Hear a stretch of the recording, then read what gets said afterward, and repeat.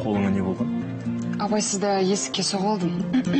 Әйнек есік болатын. Ал анаң мен туралы біле ме? Дәулет, сен басқаша ойлап қалма.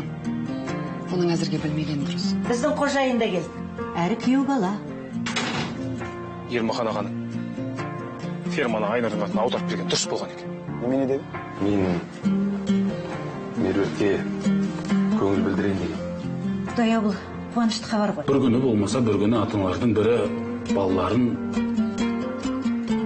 үлес шығарып,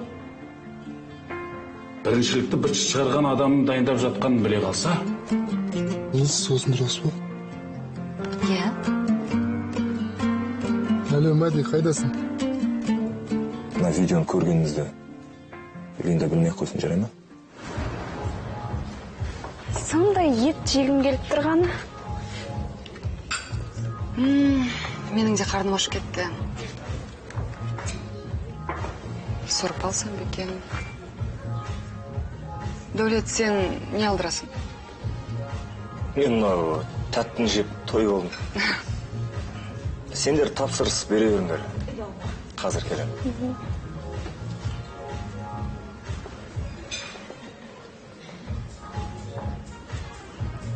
Біреуден қарыз ақша сұрауға кеткеннен соң ма? Не деп отырсың? Осы сені түк білмегенсіп қалатыныңдай. Өзінің әбден мазасыз кетті ғой. Ақшасы жоқ, айтуға ұялады. Мен негізі тапсырыстың ақшасын өзім төлейін деп отырамын. Ер азамат тұрғанда әйел ақша төлемейді. Егер ол нағыз еркек болса. Солай де? Солай. Онда бүгін кешкі тамақты үйден ішеміз. Әрсен болғанда ғой. Оның атын айтушы болма. Мен жай. Жарайды онда. Мен жүре берейін.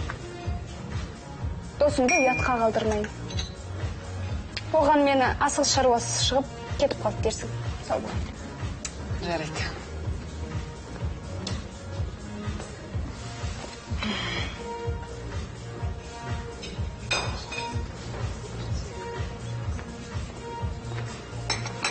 Кім? Аяжан алысқа кетіп қалды ма? О, кетіп қалды. Тапсырыс бердіңдер ме? Сыртқа шығып қыдырып қайтайық. Қайда? Жай серуендеп қайтайық. Жарайды.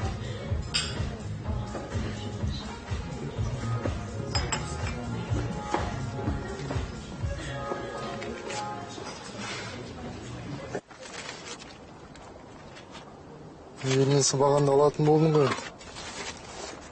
Түк те етпейді. Менен сәлем айт Алтынайға. Аха.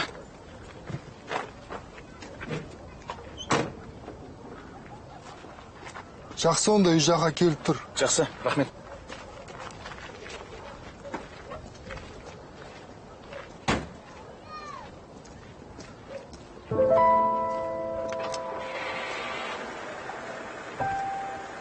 Нұргүл!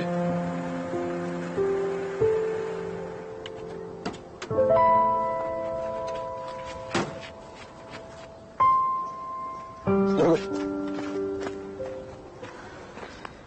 Сәлем. Қайда жоғалып кеттің? Мен саған Талғаттан хат жібергем. Алған жоқ. Ол хатта не бар еді? Ештеңе. Неге кетіп қалдың?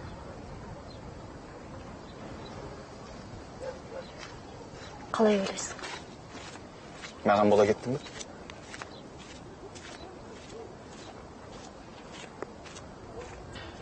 Не болды? Көңіл күйіңді түсірме. Кездескеніміз жақсы болды. Енді мен саған келіп тұрам. Үйің қай жерде? Алыс емес шығар? Мади, мен саған ол хатта енді мені іздеме, мазамды алма деп жазғам. Неге? Қасыңда болуымды қаламайсың ба? Әлде үйлі баранды екенімді білгеннен кейін сөйтіп істеп отырсың? Қалай түсінбейсің? Мен басқалардың өзімді мүсіркегенін қаламаймын. Өз-өзіңе бекем бол. Сабыр сақта дейсің. Осының бәрі мүсіркеушілік, аяушылық емегенде немене, басқа түк емес. Жарайды, енді бұлай жасамайым. Мади, қысқасы сен мені шынымен жақсы көрсең, сен мені шынымен аясаң, енді мені іздеме, мазамды алма, өтінем, кетіп қал. Өз-өзімен адам сияқты өмір сүруіме мұршат бер.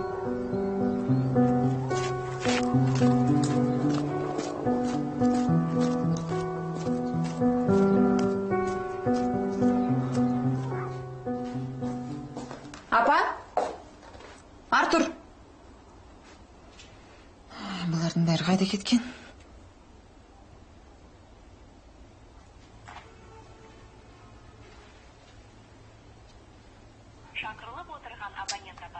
Апамның әдеті осы. Телефон көтермейді.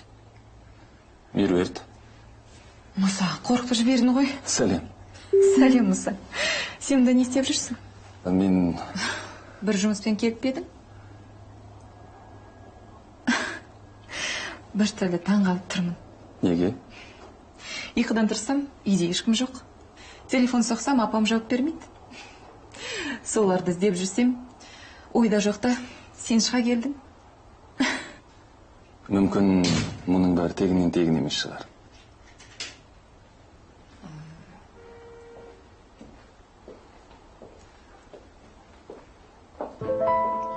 Меруерт, мынау саған. Рахмет. Сонда бұл ненің құрметіне?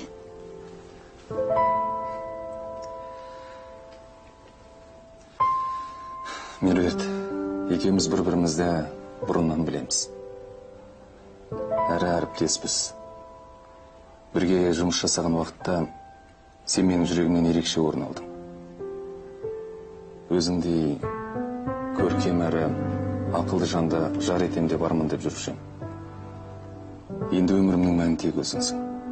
Бұл менің жүрек сөзім. Меруерт, маған тұрмысқа шықшы.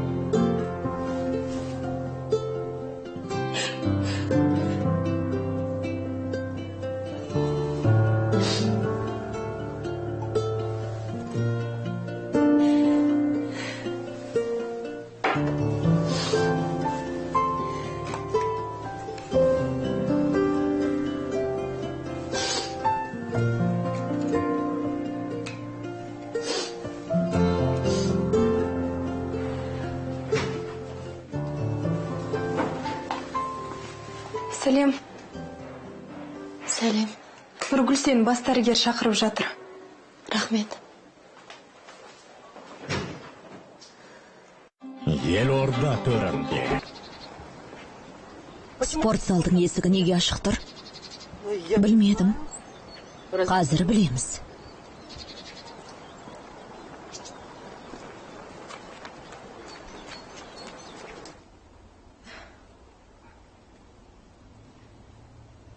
Мұса,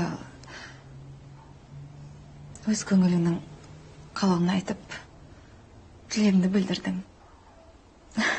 Ер азаматтың ықыласына ие болғанды қай әйел жек көреді? Ықылас ниетіне рахмет.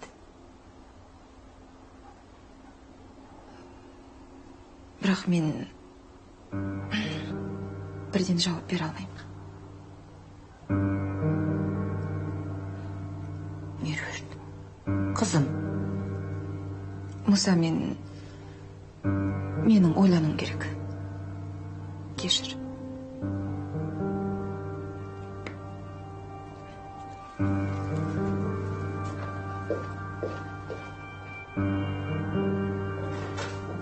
өз бөлмеге бара тұр.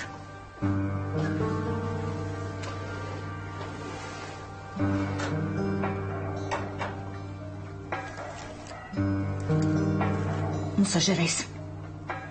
Ренжіп қалдың ба? Жоқ, бірақ бас тартқаны.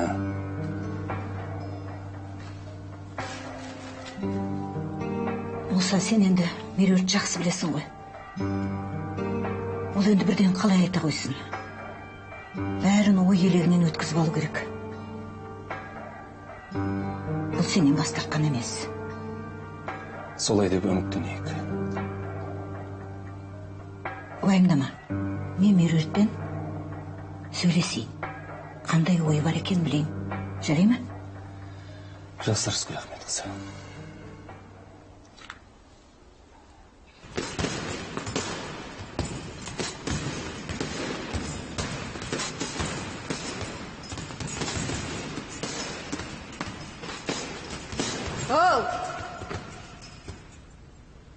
Бұл не? Не істеп жатырсыңдар? Кім кіргізді? Мен сұрап тұрмын ғой. Кім кіргізді? Бұл залға аяқтарыңды басушы болмаңдар деп айтқан жоқ па едім? Бізді әлек бит. Ешкім? Өзіміз кірдік. Қалайша? Сонда құлыпты бұзып кірдіңдер ме? Жоқ. Бізде залдың кілті бар. Кілттері бар. Мүмкін басқа коттедждерден де кілттерің бар шығар.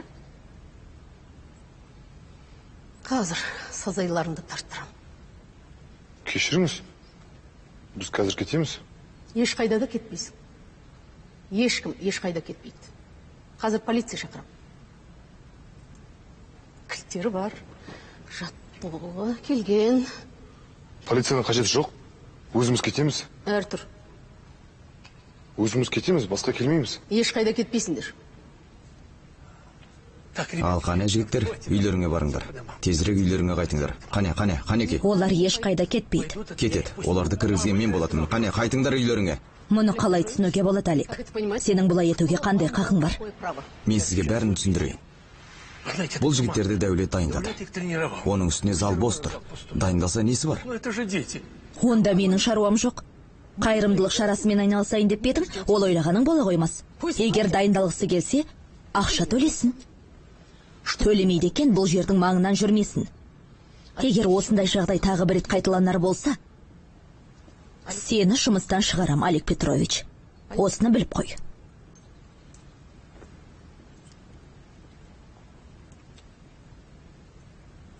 Ал айта бер, неге шақырдың? Сен тез жет деген соң, қаланнан басынан жүрегімді қолыма алып жетіп келдің. Егер айтар жаңалығым сол еңбегіме тұрмаса, онда менен жақсылық күтпей Меруерт. Неге сонша күйіп түсіп отырсың, Аида? Әлде жұмысыңда бір жағдайлар болды ма? Жоқ, жұмыс емес. Жеке өмірімнің жайы қинап жүр. Мен мысалы кімнен кеммін? Түр десең, түр бар. Ал егер сен жігіт болсаң, маған көз қырымды салар ма едің? Меруерт, күлетін ештеңесі де жоқ. Қатты күйзеліп жүрмін. Осы аптада маған бір жөні түзу жігіт мойын бұрып қарамады. Оны айтасын. Жөні түзу еместерін өзі көзіне ілмей кетті. Егер жігіт болсам, еш қайда бұрылмастан тек саған ғана барар едім. Өтірік алдамай-ақ қой. Ал айта бер жаңалығыңды. Қалай айтарымды да білмей отырмын. Сені ренжітіп алам ба деп те қорқып отырмын. Айтсайшы енді. Әйтеуір саған Мұса сөз айтпаған шығар. Қалған түк емес. Не айтсаң да көнермін.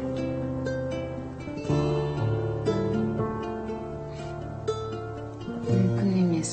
Отыр. Маған бір кофе, сүтсіз. Иә, Жағдайыңыз қалай, жақсы ма? жұрт қатарлы. Өзің қалайсың? Қалай айтсам екен? Шынымды айтсам, аса мәз емес. Жұмыстан кеткенін естідім. Иә, кетейін деп кеткен жоқпын, өзіңіз білесіз ғой. Бәрін білем. Мен саған ештеңе өзгерті қолынан келе қоймас деп айтып едім ғой. Жалғыздың үні шықпас, жайғытың шаңы шықпас деген сол. Қалыптасқан жүйеге қарсы шығу қиындау болып шықты. Бірақ солай екен деп бәрінен баз кешуге болмайды. Түк түсінсем берім басылы. Жаңағын өзіңіз жалғыздың үні шықпас деп айтып беріңіз. Дұрыс айтасың, Әлішер. Сен өзі істің жөнін білетін жігітсің ғой. Шынын айтқанда екеуміз ешқашан жауласқан емеспіз. Айтшы, қазір не істеп жүрсің? Өте жүрген бір шаруаларым бар. Жұмыссыз қалмаспын. Соңғы кездері? Рахмет. Қызмет бағытын өзгертсем бе деп ойлап жүрмін. Қолдайтын достарым бар. Дос бейілді өзің секілді жандармен жұмыс істесек дейміз. Болашағың бар жігітсің. Оның үстіне қала жұртшылығы сен жақсы біледі. Не айтқыңыз келіп отырғанын шын айтсам түсінбей тұрмын. Қазір түсінесің. Әлішер, мәслихатқа сайлауға түсуге қалай қарайсың? Демек, бір шешімге келді ме? Сен әрине келісіміңді бердің. Жоқ. Құдайға шүкір. Бас тартқанда жоқпын. Ойланам дедім. Егер Мұсаға шын тұрмысқа шыққың келсе, ойланбастай едің өмір ерді. Солай емес пе? Не істерімді білмеймін. Жоқ деп те алмаймын. Апамның көңіліне қарайым. Әбден басым қатты. Екі оттың ортасында қалдым десеңші. Жарайды. Мұсадан бас тарттың делік. Кейін үйтіп-бүйтіп апаңмен де татуласарсың. Одан кейін не істейсің? Әлішердің қайтып оралар күнін күтесің бе? Әлішердің саған екінші рет сөз айтатын түрі бар ма? Білмеймін. Ойлан, уақыт өтіп жатыр. Өкінішке қарай, жасарып бара жатқанымыз жоқ. Мен сенің орында болсам, Әлішерді күтерем.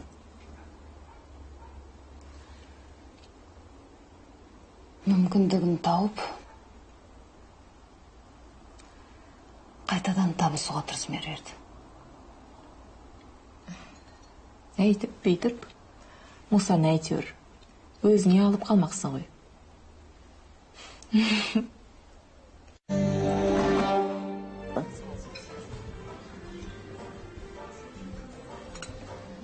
Тағы да біреулердің тапсырмасын орындаушы ма? Жоқ, ол жерде мүлдем ондай жоқ. Ол жерде өсесің, шыңдаласың. Ал кейін тосқанда кеткен есемізді аламыз. Айдар Төреханұлы, біреуді кек сақтап, өш алу менің табиғатымда жоқ нәрсе. Кешір, Әлішер. Иә? 10 минуттан кейін болам. Әлішер, маңызды бір кездесуім бар еді. Жаңағы мен айтқан ұсынысыма қалай қарайсың, келісесің бе? Қалай айтсам екен? Ойлануға уақыт беріңіз. Жақсы, ойлан. Онда қоштаспаймыз. Өзім телефон сағам. Жақсы.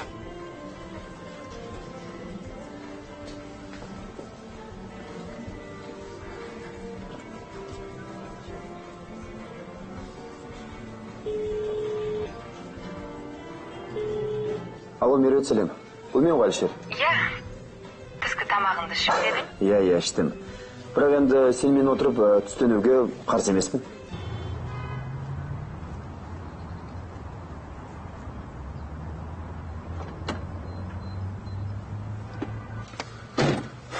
Қалайсың? Жақсы. Әңгіме былай, бауырым. Бір 6 келедей сынап бар еді. Соны Қырғызстаннан Қазақстанға қалай жеткізудің жолымызды таппай жатырмыз.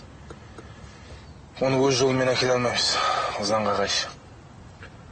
Дұрыс қой, сол енді өзің осы шаруаны атқаруға көмектесіп жіберсең. Ақшасын жақсы төлейді. Көмектесеміз. Болды онда. Онда жігіттерге телефонымды беремін, өздері хабарласады. Қалай өздерің бұрынғыша Қарағандыда жүрсіңдер ме? Жақсы. Жоқ, Қарағандыда кетіп қалдым ғой. Қазір Теміртауда. Мен де сол Көкшетауға қайтып келдім. Ол жақта түк жоқ. Ой, Қарағандыда не бар? Әлгі жігіттер саусақтарын сорып жүрген шығар, Қай жігіттер? Сен қарызыңды қайтарып берген. Қайсысы? Жәнібек, Мәулен. Жәнібек, Мәулен? Жоқ, олардың жағдайы жақсы ғой қазір. Көтеріліп, Жәнібек бір заводтың директоры, Мәулен де бір үлкен қызметте отыр қазір. Аға, мен сол жұмыс жайлы хабарласқан болатын. Әлі таппадым ғой. Боспын. Реті келмей жатыр ма? Жарайды әрине. Жоқ. Рахмет аға, рахмет. Сау болыңыз.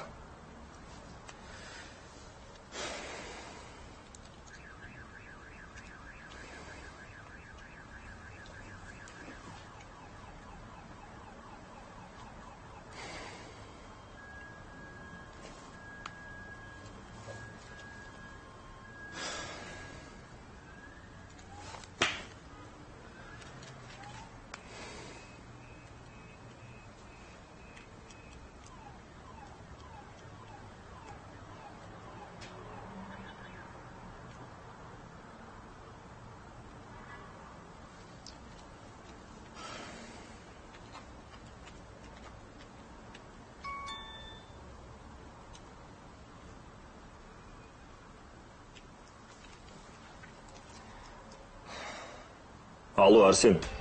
Бұл мен Дәулет. Кездесуіміз керек. Әңгіме бар. Жолыққаннан кейін айтам. Мекен жайын өзім жазып берем. Шабармандарыңды ертпей, өзің кел. Жақсы.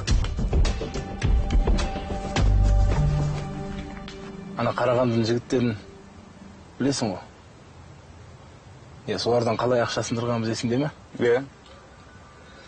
Сол жігіттер қатты көтеріліп кетті. Түсініп тұрсың ғой. Оларға өзіміздің дегенімізді жасатып, пайдаланып, бүкіл шаруамызды бітіріп алуға болады. Бізді Қарағанды күтіп тұр. Аян.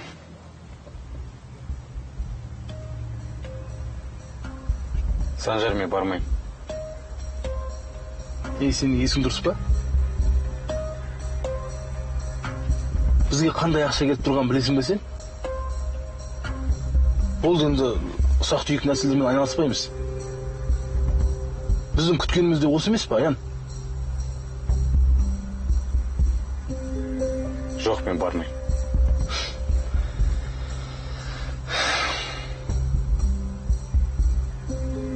Әлгі Дәулеттің сасық спорт залына барайын деп едің? Жоқ, мен оқуға барамын.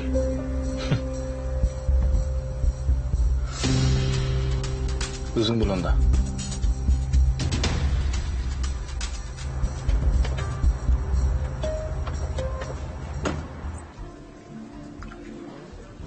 Рахмет.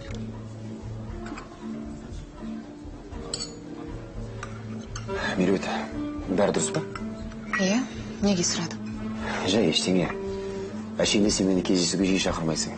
Шақырсаң тек маңызды шаруалармен шақырасың. Ал бүгін үндемей отырсың. Менің қандай түс көргенімді білесің бе? Сен түсіңді жору үшін шақырдың ба? Мүмкін болашақтан аян беретін түс шығар? Түсінде сен маған сөз айтып жүр екенсің. Бұның несі күлкілі? Жоқ.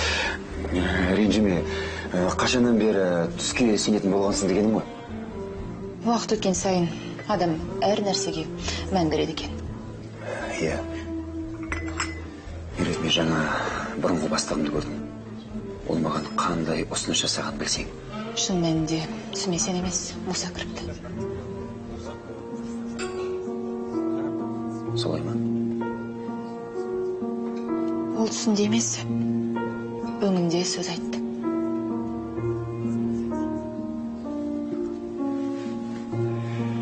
Иә, сен не деп жауап бердің? Әзірше не дерімді білмеймін. Ойланым керек деп айтты. Ойланатын несі бар?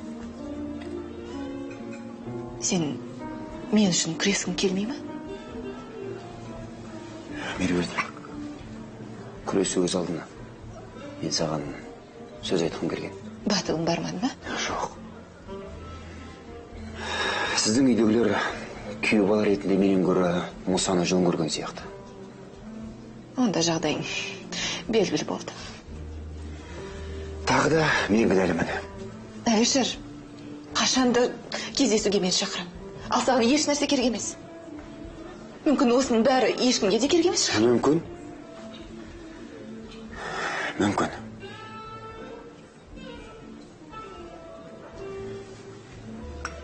Меруерт, мен қашанда жеке өмірімнен гөрі қызметімнің жайын биік қоятын адаммын.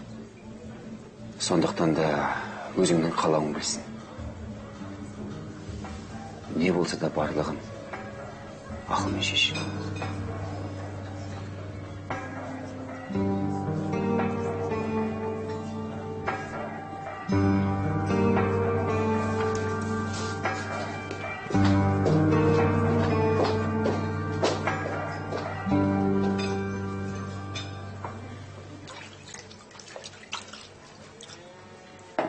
Айнұр, қазір сағат қанша болды? Менің жұмысымды 1 сағатқа ерте. Бұған қоса жарты сағатқа жоспарлаған демалыс уақытым бар. Сонда барлығы 1,5 сағат уақыт болды. Мына тұстар бүгін бітпейтін сияқты. Өзі 3 адам тамақ іштік, бірақ бүкіл бір әскердің ыдысы. Сабыр, Айнұр. Ең басты уақытымды дұрыс жоспарлап үйренуім керек. Өзің білесің ғой, бір пара қағазым, бір қалам жетіп жатыр.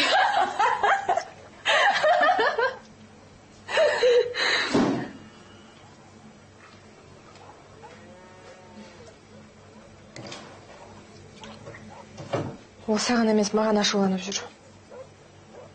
Оның ызаланып маған қараған кезде бәрін тастап кетіп қалғым келеді. О, не дегенің, Айнұр? Ондай сөзді аузыңа алушы болма. Мен барып Мәдимен сөйлесіп көрем. Қажет жоқ, Алтынай.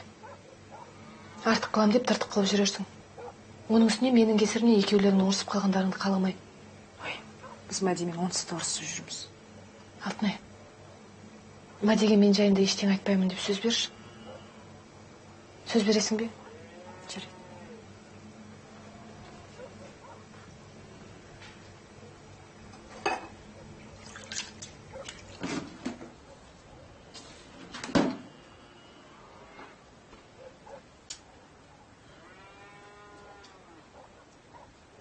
Қалай барып қайттың? Қосалқы бөлшектерді алдың ба? Алдым. Тамақ ішесің бе? Жоқ. Мазаларыңды алмайын. Ас үйде көңілді отырсыңдар ғой. Иә, көңілдіміз. Алтынай, Айнұр біздің дүние мүлкіміздің жартысына көзін тігіп отыр. Саған бәрібір сияқты ғой, Мен оған ол туралы сөз қозғамаймын деп уәде бергенмін. Бір-біріне уәде беретіндей дос болып алыпсыңдар ғой? Жарайсың. Мәди, Айнұр жаман адам емес. Ол бізе бір нәрсені тартып алған жоқ қой. Ол бәрін тастап кетіп қалғысы келді. Апамы ғой оны үгіттеп әрең тоқтатты.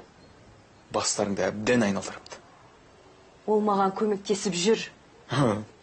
Көмектеспегенде? Мәди, Айнұрдың апама қалай жаны ашып жүрген білесің бе? Апамның көңілін басқа жаққа аударып, тігімен айналысу жөнінде кеңес берді. Апамның құраған құрақтарын көрсең ғой. Көке, одан бүгінгі заманның қаһарманын жасамай қой. Мен ондайлардың талайын көргем. Үндемей жүректі адамның іші бауырына кіріп кетеді. Кейін адам миына сыймайтын бәлелерді жасайды. Бар бәлен бәрін жасайтын сенің досың Талғат. Ол біздің жерді тартып алғысы келіп жүрген жоқ. Ақырын сөйле. Немене бәрін соқыр болып кеткенсіңдер ма? Ақырын сөйле деймін мен саған. Сен сол туысқаның баяғыда қайда жүрді? А? Әкем дәл өлер кезінде пайда болды. Кішкене ойлансашы. Осының бәрін атамыз өзі қалады емес пе? Не болды соншама күйіп пісіп, а? Мен әкеміздің қалуына қарсы емеспін. Мен ана қызға қарсымын. Ол туралы маған неге айтып отырсың? Әлишер аға, Дәулет ағаға неге айтпайсың? Еміне ағаларың ақымақ емес шығар? А? Айнұрды жылы қарсы алды ғой. Сонда сеніңше мен ақымақпын да? Жарайды. Көреміз. Кейін ана қыз бәрімізді саз балшыққа отырғызған кезде, сол кезде көресіңдер кімнің ақылды, кімнің ақымақ екен. Мәди дұрыс айтты деп айтасыңдар сол кезде. Ол атамның фермасын дамытқысы келеді. Қайдағы бір түйеқұстарды емес. Жабозың.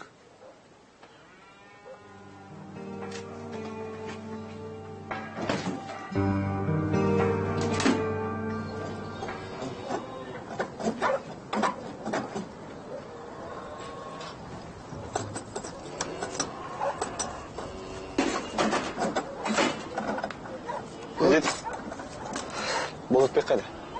Болотбек. Ана жақта. Трактор жанында жатыр. Әди! Сен де...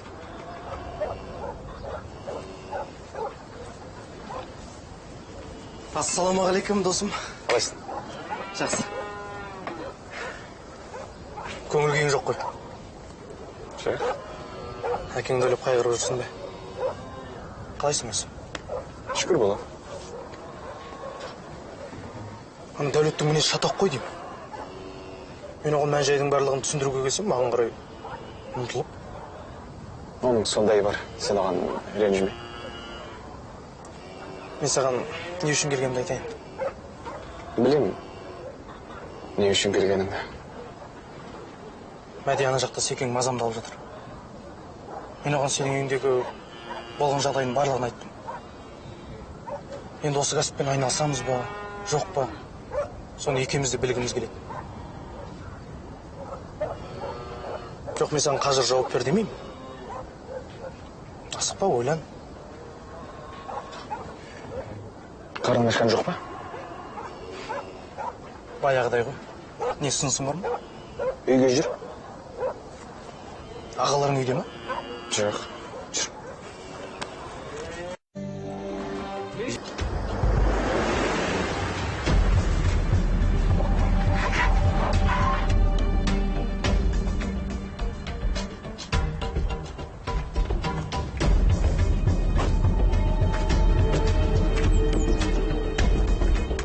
Жалғыз келдім. Кет.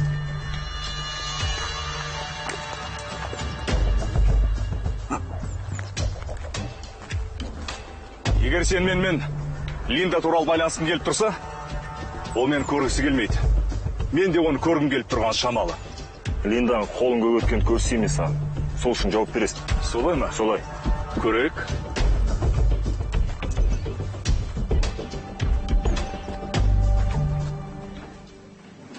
Кел, тұр кет. Алтынай!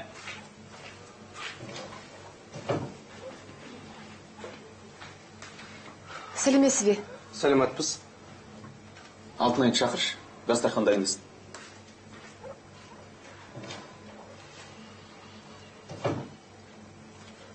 Сәлем, Алтынай. Тамақ бар ма?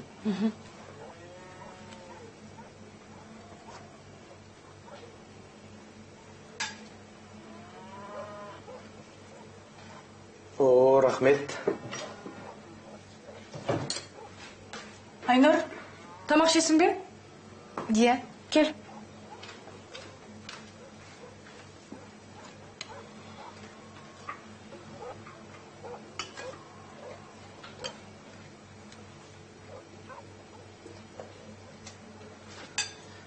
Мәди бізді қашан таныстырады деп күте-күте шаршадым.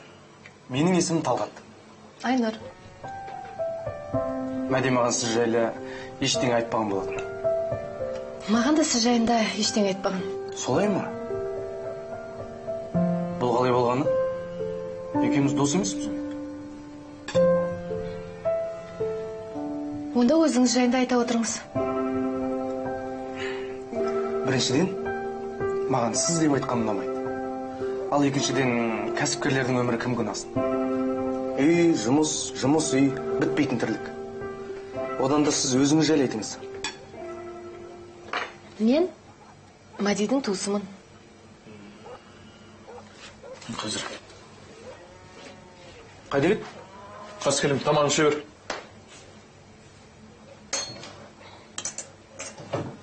Өзіңіз немен айналысасыз? Кәсібіңіз? Әртүрлі бағытта жұмыс істейміз. Жарайды, мен балаларға кеттім.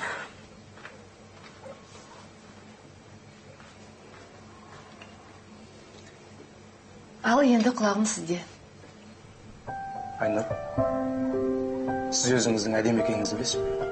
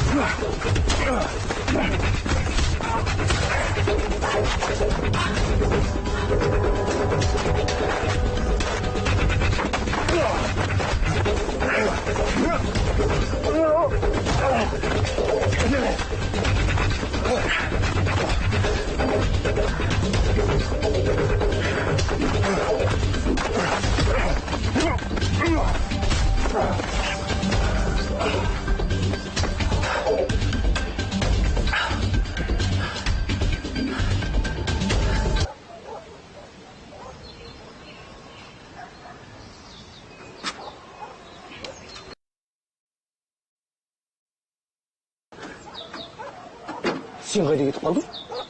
Жоғалтып алдық қой. Таха, Ау, қандай адам деп ойлайсың? кімді? Айнұр ма? Не ойлайын? Жақсы қыз? Керемет қыз? Осындай туысқаның бар екенін маған бұрыннан айтпағансың. Бізге жағымсыз болды. Әкемнен қалған мұраның жартысынан дәмелі. Сен бекер күдіктенесің. Мен адам тани білемін ғой. Айнұр меніңше керемет қыз. Жарайды. Мен айтқан шаруа ма? Кеттік. Нағыз еркек.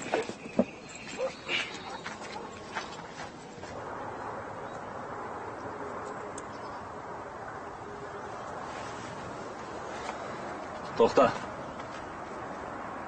Жүр, өзім апарып тастайын.